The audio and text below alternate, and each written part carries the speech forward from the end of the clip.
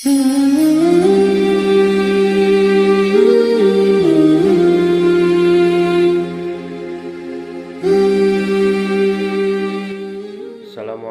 warahmatullahi wabarakatuh. Puji syukur saya ucapkan kepada Allah yang Maha Esa yang telah memberikan rahmat serta karunia kepada saya sehingga saya berhasil menyelesaikan tugas ini yang berjudul Etika Berkomunikasi dalam Islam.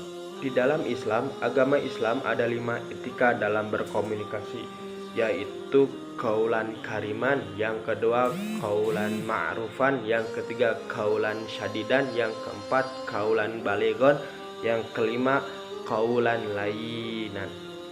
Oke, saya langsung ke penjelasan pertama, yaitu qaulan kariman atau perkataan yang mulia.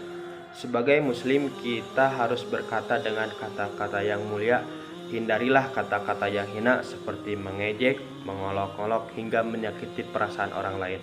Pepatah pernah mengatakan, memang lidah tidak bertulang, tak terbatas kata-kata. Kendati lidah tak bertulang, namun lidah bisa lebih tajam dari sembilu.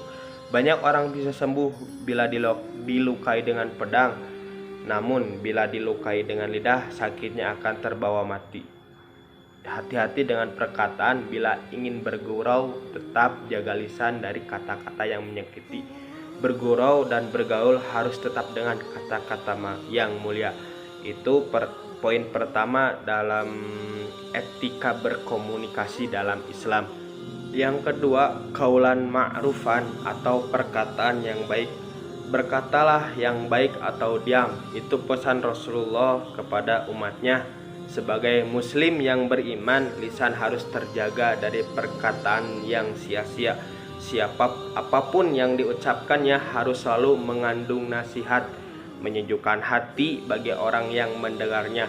Jangan biarkan lisan ini mencari-cari kejelekan orang lain. Hindari kata-kata yang hanya bisa mengkritik atau mencari kesalahan orang lain, memfitnah, menghasut.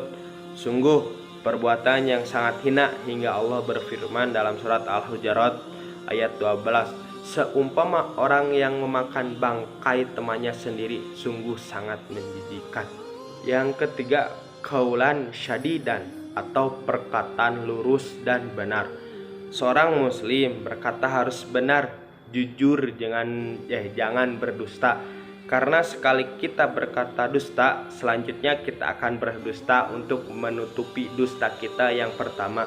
Begitu seterusnya, sehingga bibir kita pun selalu berbohong tanpa merasa berdosa. Siapapun tak ingin dibohongi. Seorang istri akan sangat sakit hatinya bila ketahuan suaminya berbohong. Begitu juga sebaliknya, rakyat pun akan murka bila dibohongi pemimpinnya. Juga tidak kalah penting dalam menyampaikan kebenaran adalah keberanian untuk bicara tegas, jangan ragu dan takut, apalagi jelas dasar hukumnya Al-Quran dan hadis. Katakanlah kebenaran itu meskipun sangat menyakitkan.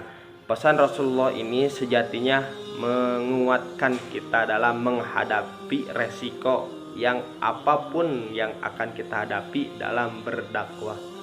Yang keempat itu qaulan balighon atau perkataan yang tepat. Sebagai orang yang bijak, bila berdakwah, kita harus melihat situasi dan kondisi yang tepat dan menyampaikan dengan kata-kata yang tepat. Bila bicara dengan anak-anak, kita harus berkata sesuai dengan pikiran mereka. Bila dengan remaja, kita harus mengerti dunia mereka. Jangan kita berdakwah tentang teknologi nuklir di hadapan jemaah yang berusia lanjut, tentu sangat tidak tepat sasaran, malah membuat mereka semakin bingung.